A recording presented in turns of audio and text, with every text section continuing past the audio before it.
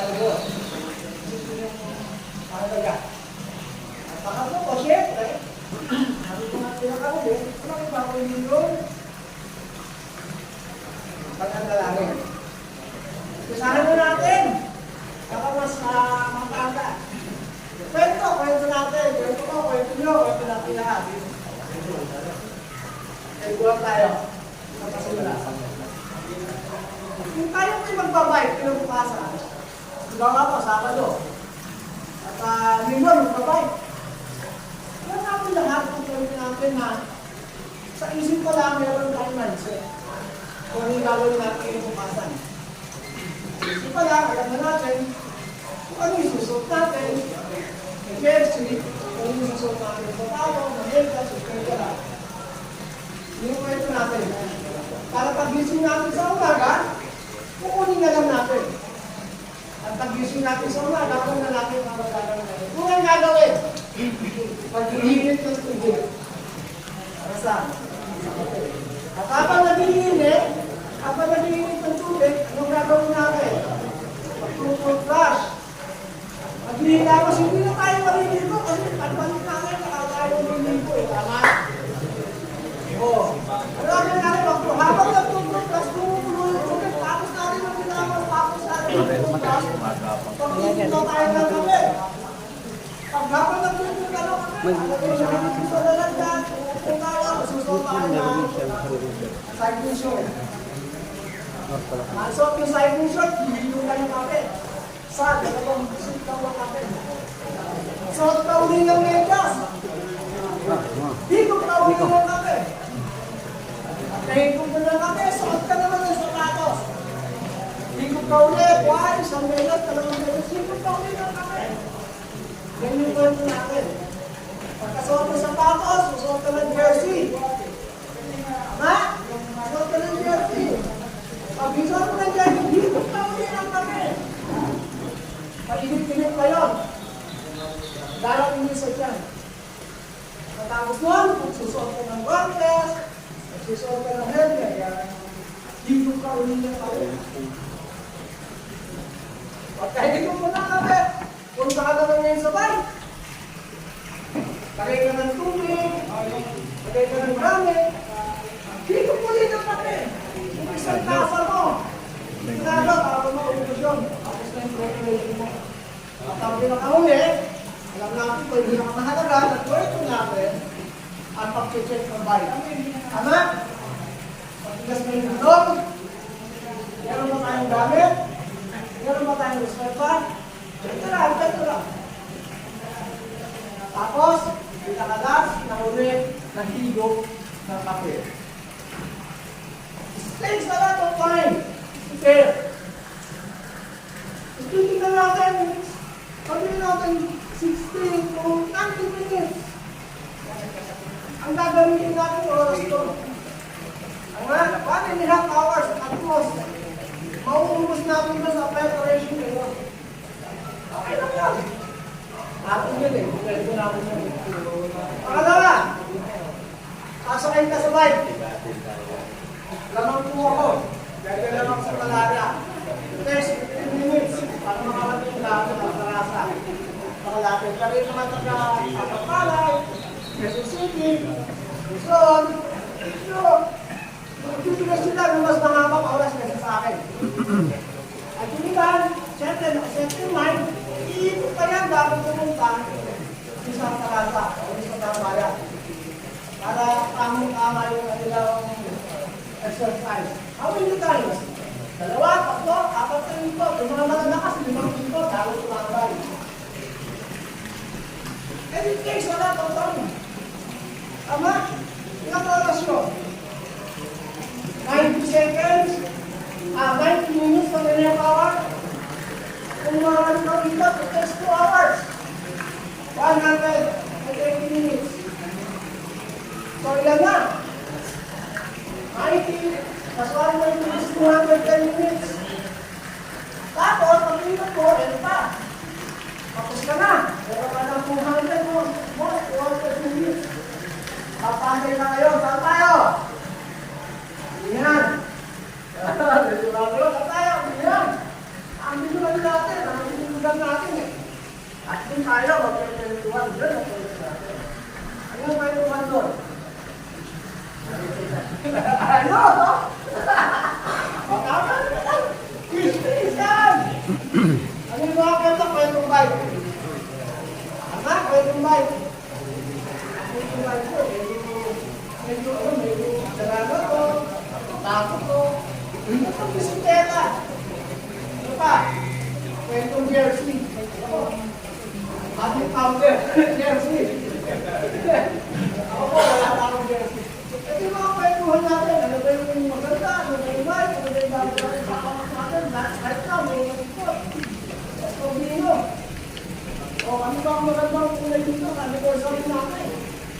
Yung mga kwento natin. Kwentong malakas, pagpatakas, kwentong mahinga. Marami kang picture dito. Mga kapatid na may sakit. Kwentong ang baga. Pero, hindi mo nga yung kwento, Sir, mga guwaping. Sir, good morning. Mga guwaping.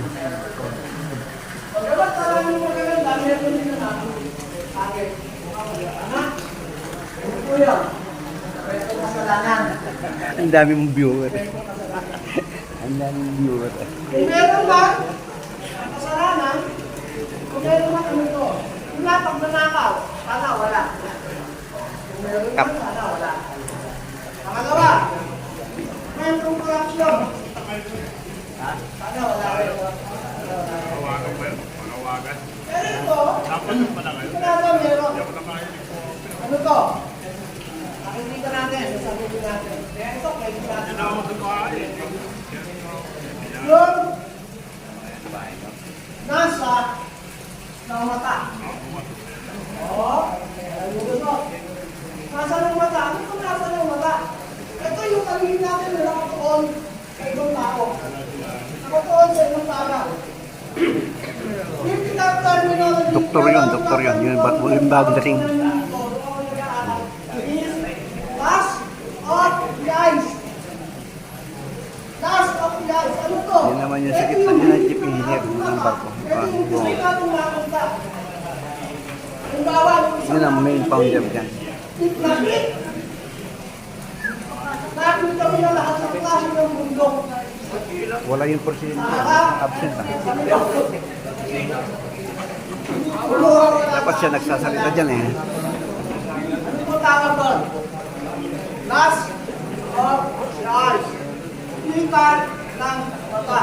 Doon po nagsisimula ang kasalanan.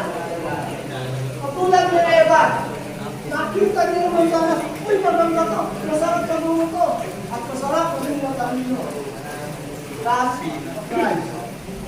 Katulad kong yun, tayo na tayo. Kung tayo mag-react, katulad yun, lalaki tayo. Ano ba ba yun? Nakita ka magandang hita, last of the eyes.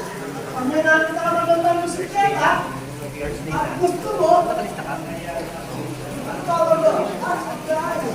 Kailangan magdalo na ko ito. Kailangan mo sa pagkakasok. Masikit na masikit. Isa pa. Ito, wala sa akin. Ito, talikugan. Talikugan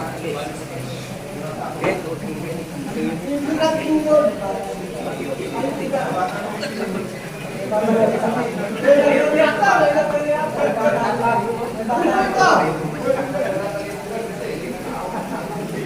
Sa theological terminology mo, Yung mga ladies. theological terminology, ang tawag po dito is last of the flesh. Last of the flesh. Meron bang wala nito? Ano ka? Yung kopet? Meron tayo dito! Paano nagmumula? Pagpasok mo dito, papasok dito, papasok dito. Tama? Lalo na wala. Yun ang pinakamayaman dito. Yung nakaitim na yung nakatabi ng founder. Kung makikinig sa pala, Nakatira yun sa Tarasa. Sa Abida. pagdalang mo yun, ang sarap-sarap. Yan po kaya Si Kuya Ray na mag-ano, last of white the flesh. mga kasama. Sinong friend? Hindi mo ganda mo. Birthday ngayon. Ano po yun? Ah, oo. bang puso mo, Makikita nila yung video natin dito. puso mo parang kabayo. Ganun, nagpapakitin. Bakit? Ano sa Premier and PNGD? Good morning, good morning. Sa physical terminology. Ito ang kasalanan yun. Kasalanan na minsan hindi natin nakikita. Kasalanan na minsan, kahit pa may asawa ka na, may asawa na yung gusto mo, pinipila ka natin, ginagawa ka natin. Nalibutan mo kami. Ano nga yun dyan? Pagpuntahin niyo po. Pagpuntahin niyo po. Bakit po? Kaisa na hindi masyadong haya. Hindi na ka maalam na 10 gusto mo. Hindi ako na nakakamali, pangalit pang ito. Ano po yun? Yung pera. Kasama ka. Dito stress. Kasama ka. Ito, hindi kita to eh. Rose.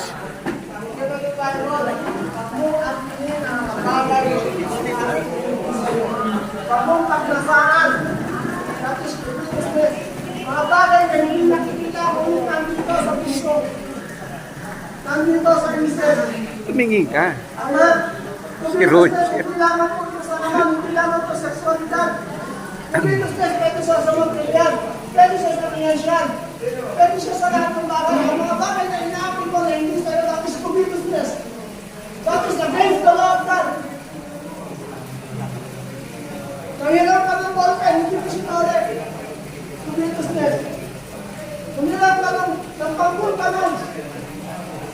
Hindi mo sinore to be business.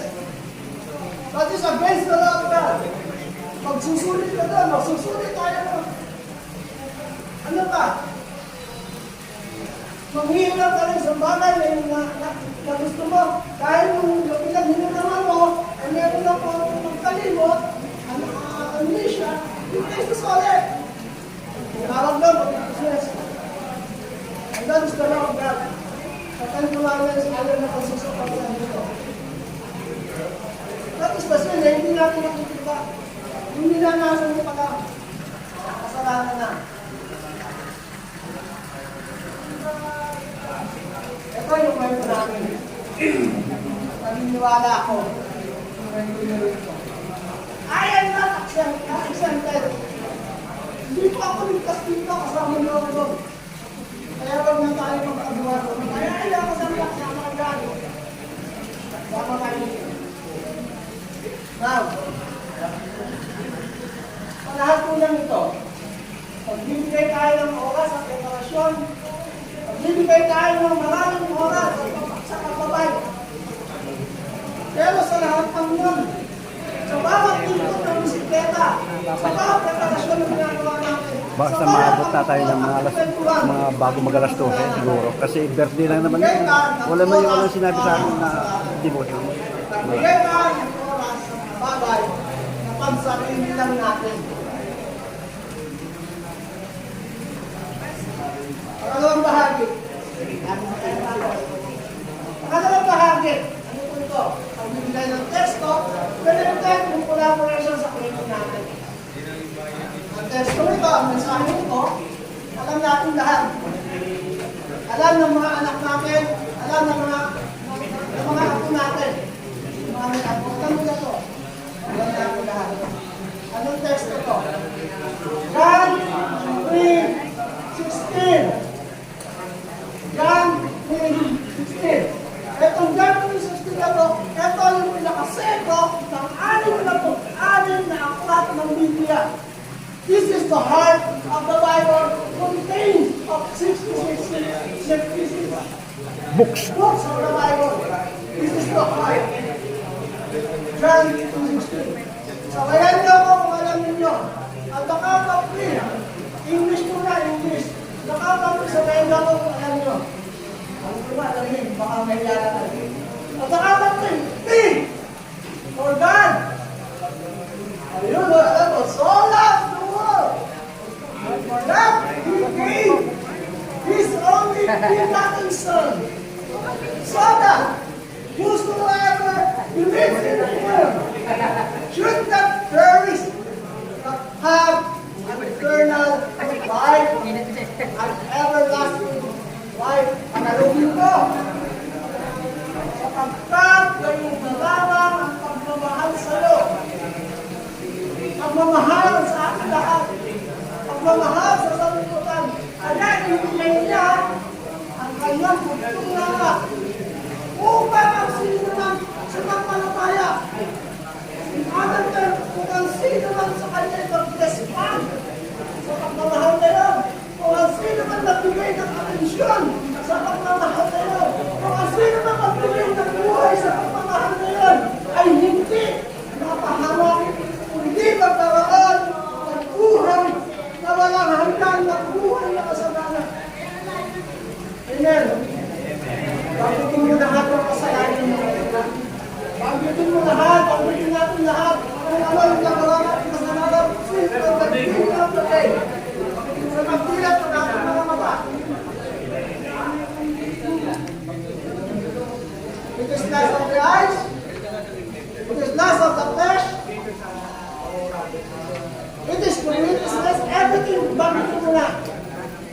Kung yun, lang. According to John 3:16, isa lang ang kasalanan. Ang lahat ng yon ay nakakaloob sa hindi pagtubong sa pagmamahal ng Diyos. Yung hindi mo pag-response sa binigay ng pagmamahal ng Diyos, kaya sabi nun, for God so loved the world that He gave His Son. Yung pagmamahal ng Diyos, binigay niya yung kanyang anak. Upang ang sino man mag-respond, upang ang sino man tumugon at magbigay ng buhay sa pagmamahal na yun, hindi mapapahanap. Kung gano'n, tunay na kasalanan. Yan ang bunga ng kapahamakan.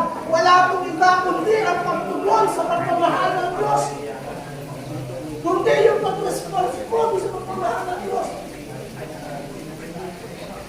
Church, sabi ko yung Bible, love,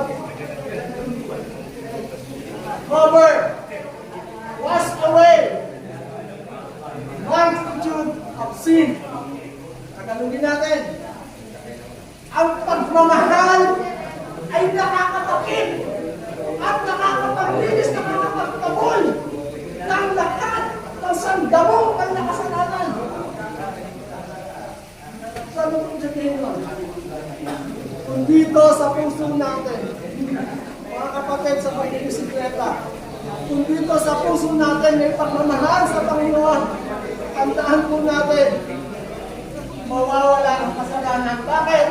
Kasi magre-response ka natin sa pagmamahal ng Diyos. Number 1, doon sa 10 commandments ng Diyos, ano po yun? Katolik ka, protestante ka, alam mo to. Ano ba ang pinihilin mo, alam mo to? Number 1, sa rules ng Panginoon, sa laws ng Panginoon.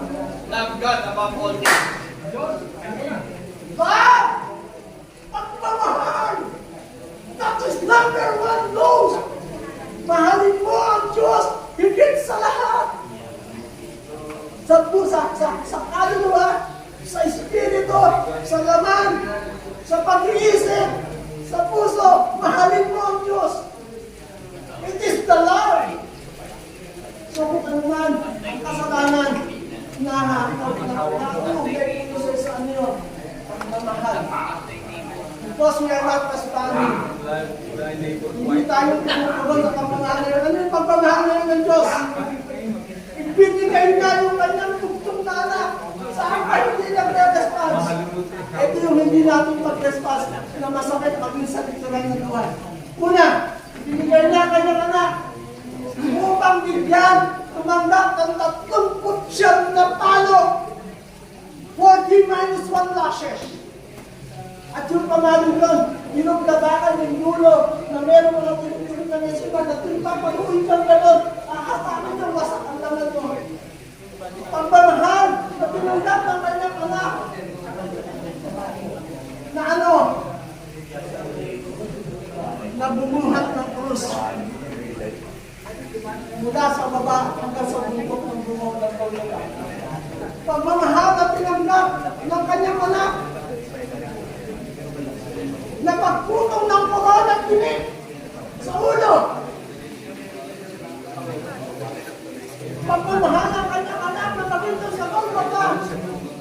Nilako sa krus.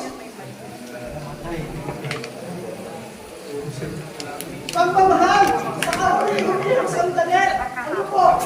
Tinusok ng sibat yung kanyang kagilingan at bumulwak ang tubig at tulo.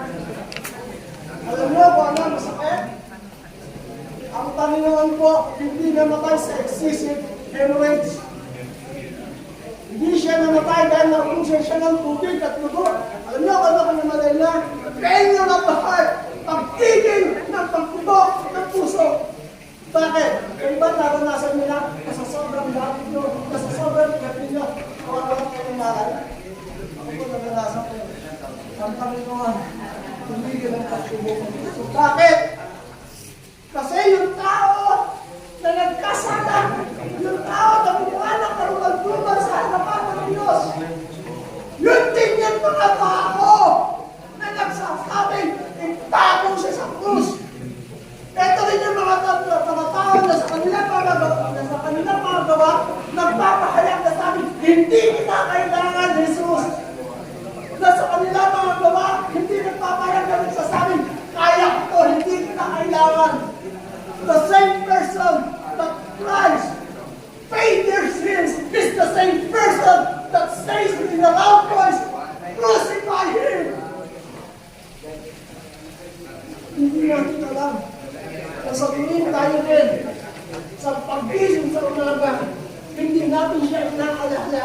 Ano sinasabi natin? Wala kang pakialam, Jesus. Kaya ko. Kaya ko natin sa akin.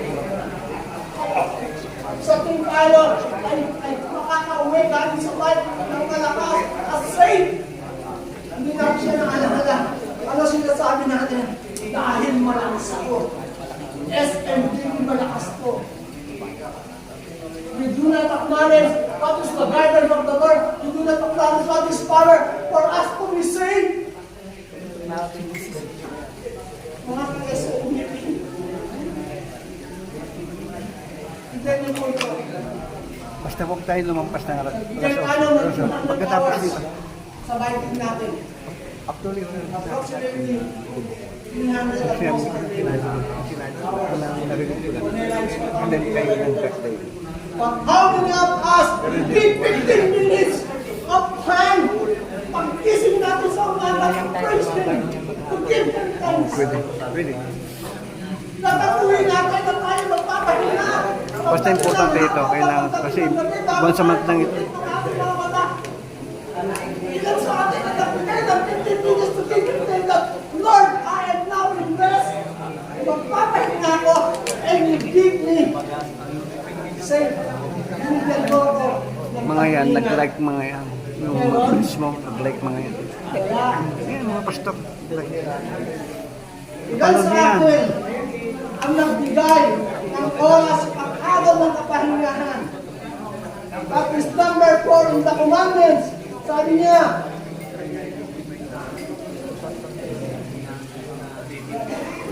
yun sa Sabbath day, make it holy for me. Pero ano, kinukusin pa rin natin yung araw ng para sa Panginoon. Amen? How many of us can stand on that kind of love that we really stand? So that we should ever recognize with the parents of love everlasting. Amen. Praise the Lord. Tama ba? Ito yung kwento natin. At hindi natin ito matakas ng lalingan. Wala man lang tumutubon sa pagmamahal ng gusto nyo. 15 minuto pagkagising mo, 15 minuto bago ka uli magpahinga sa mahabang oras na binukod natin sa maghapon sa pagpapay, binukod natin sa maghapon sa ating anak buhay, sa ating pamilya. Walang response na 15 minutes lang. Close our eyes and say, Lord, thank you. You give me strength to accomplish the day. Lord, thank you for the blessing. Lord, thank you for the healing. Lord, thank you for the kindness. Lord, thank you for the strength. Kaya nasabi ng Diyos, napapagsa. You will be perished. You will receive. Paano yung tingin? Dala ka ba tayo? Ha? Hindi, dala ka tayo. This is Oh, a meron Magnite na. bus. Hindi ako makakapasok. This is a Magnite bus. Mga ka-SME. Hindi. Kasi sa Kasi ako na lang. ito na naman. This is an icebreaker. Yung nilalamig nating relasyon sa Panginoon, yung nagiging stop mo na yung buhay natin. Kasi sa sarili natin, stop acknowledging the Lord, stop responding on the trend of God. Yung pagmamahal na yun ng serious. This is the icebreaker. This is a reminder, this is a warning for us not to perish. Darating na po, Panginoon. Darating na po. Sinabi dyan, wala hindi ko pasukin. Sa oras ko kasi marami yung paglalalaman. O nag-iiwan talaga. Parang sabi ng lista. O mag-iiwan ka. Kausapin na lang natin kasi pwede naman. Ganun. This is a kind of prayer. Isang uri po ito ng Wala ka mga kwan dyan? Hindi ka nagdala ng identification? Isang uri po ng panalangin na pagpilala sa loob. Panalangin ng Daan na lang tayo sa bahay. Daanan na lang ang bahay mo. Daanan naman yung bahay mo. Puso na tibag na at nakilala ng sarili natin ngayon. Nakilala namin ang sarili natin sa time. Okay na yung picture. Pray God to surrender our life, to surrender everything that is na nandito sa atin. Iiwan ko lang. Pero kung mabait yung kwartya, bali wala yan. Kasi kausapin na lang. Saka yung awesome owner, tumawag lang siya sa kwartya, pwede na. Kasama natin siya. Now, kung kailangan mo tayo, huwag mo nang kagaling sa pero. Hilong ka. Kung ano ka, ganyan ka. Because respect comes from the heart. Because honor, praise, and pure thanksgiving comes from the heart. Sabi ko ng Bible sa aklat ni Matthew, the purified, the pure praise and thanksgiving comes from the heart. Tatanungin mo, ang lahat ng magagandang bagay na sinasakay ng bibig ay nagmumula sa puso, hindi po sa sombrero, hindi po sa jersey, hindi po sa ganda ng bisikleta. Ang damisay na pasasalamat at pagpupuri sa Diyos, according to Matthew, nagmumula sa puso. Hindi po, habang kayo nakaupo, tiket, ay hindi mo po. Kaya makakasabay pa ang natin po, ang nasa amin po, at ang dami ng tumungkol sa pagmamahal ng Diyos, sa sumunod ka sa manalangin ang Diyos. Di ba silence? Bigay po tayo ng pagkakaibigan na pakikitang muli sa pagmamahal. Let's go prayer. Bigay natin yung ating humbleness, yung ating humility. Let us pray. Sumunod ka. Sumunod ka kung ayos mo kayo. Nakatugas ka sa pagmamahal ng Diyos. Pagmamahal. Mga, sa oras ko ito, sa aking narinig, nakita ko, naramdaman ko ang aking kasalanan. Nakita ko ang aking mga pagkukulang. Mula pa sa aking pagkabata hanggang sa oras na ito. Panginoon, patawarin mo po ako. Hugasan mo po ako ng iyong banal na dugo. At sa oras na ito, Panginoon, binubuksan ko po ang aking puso sa pagmamahal na iyong pagmamahal na nagbunga ng naman ko ito. Nagbunga ng pamilya ko. Binubuksan ko po ang aking puso sa oras na ito, Panginoon. At hayaan mo nang umasok ka. Maghari ka sa puso ko sa buhay ko bilang Panginoon at pagkakapintas. Sa oras na ito, Panginoon. Pananampalataya ko, nagre-response ako, Panginoon, sa pagmamahal kayo. Maraming po sa lahat. Kung tanawag mo, isulat mo po ang ating pangalan. Pag-ibig yung pangalan mo sa aklat ng buhay. Upang sa panahon na darating ay masumpungan ang aking pangalan, ang aking kaligtasan